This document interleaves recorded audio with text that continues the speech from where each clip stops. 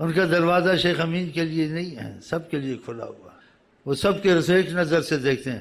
یہ تعلق کا کمی ہمارے تمہارے سے، ہم خود کمی کرتے ہیں ان کی محبت میں، ان سے دور بھاگتے ہیں، ان کی محبت کے کام نہیں کرتے، ان کی چاہت دل میں کم ہے، دنیا کی زیادہ ہے۔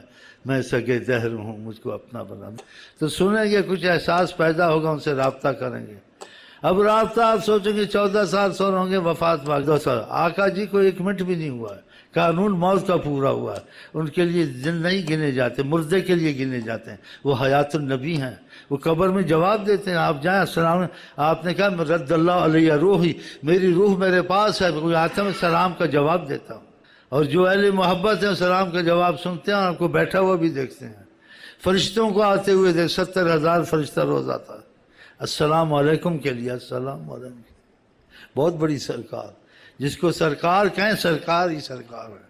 بس اگر ان کا پتہ چل جائے نا، آپ جس کو سرکار کہنا گناہ سمجھو گے۔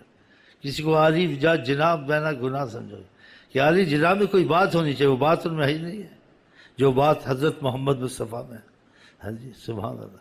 اللہ تعالیٰ ان کی محبت اور معرفت نصیب کرے، اور ہمارے ایمان مضبوط ہوں ان کے تعلق سے۔ ہاں جی، ان کی روحانیت ہر علم آپ کو نصیب کرے گی، ان کی نگاہ کافی، سب کچھ انسان جان جاتا ہے۔